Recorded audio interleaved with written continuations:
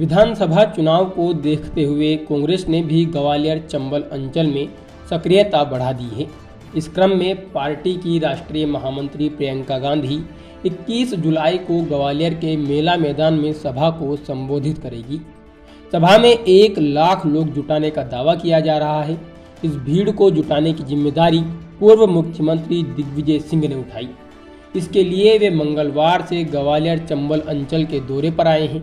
पहले दिन उन्होंने दतिया में पीताम्बरा पीठ में दर्शन करने के बाद कार्यकर्ताओं की बैठक की। वे बुधवार और गुरुवार को ग्वालियर में इसी तरह की बैठक लेंगे।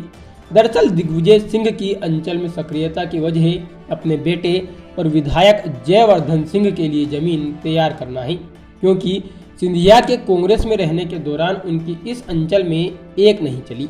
पूर्व मुख्यमंत्री का भले ही भोपाल से लेकर दिल्ली तक वर्चस्व है, किंतु उनकी महत्वाकांक्षा ग्वालियर चंबल की किलेदारी संभालने की रही है। उनकी राह में सबसे बड़ा रोड़ा सिंधिया परिवार बना रहा, लेकिन अब महल का कांटा निकल गया है। अब दिग्विजय सिंह की इच्छा है कि अंचल की किलेदारी उनके बेटे जयवर्धन सिंह संभाले। इसके लिए वे समय समय पर प्रत्यक्ष रूप से इसकी भूमिका भी बनाते नजर आते हैं। सिंधिया के कांग्रेस से जाने के बाद अंचल में गांधी परिवार के सदस्य का पहला नगर आगमन है। इस सभा के बहाने दिग्विजय सिंह की कोशिश होगी कि सिंधिया के भाजपा में जाने के बाद विकल्प के रूप में जयवर्धन का नाम सामने आए। हालांकि अंचल में नेता प्रतिपक्ष डॉक्टर गोविंद सिंह, पूर्व मंत्री केपी सिंह व प्रदेश कांग्रेस के कोषाध्यक्ष अशोक सिंह सक्रिय हैं। अजय सिंह ने अंचल का प्रभारी बनने के बाद यहां सक्रियता दिखाई है। दिग्विजय सिंह से जुड़े नेताओं को अजय सिंह का अंचल की राजनीति में दखल रास नहीं आ रहा है, इसलिए प्रियंका की सभा के बाद उनको चुरहट में सक्रियता बढ़ाने के निर्देश हाईकमान से मिल सकते हैं। दिग्विजय सिंह ने जयवर्धन को सर्वमान्य नेता के रूप में स्थापित करने अपने समर्थकों को सक्रिय कर दिया है। प्रियंका की सभा के बाद यह तय होगा कि अंचल के संबंध में हर फैसले राघोगढ़ की मोहर लगने के बाद ही होगा।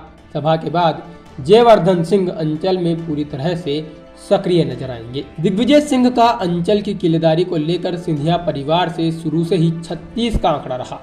10 वर्ष तक लगातार प्रदेश के मुख्यमंत्री की कुर्सी पर काबिज रहने के बाद भी महल के कारण ग्वालियर चंबल अंचल को लेकर स्वतंत्र रूप से निर्णय नहीं ले पाए।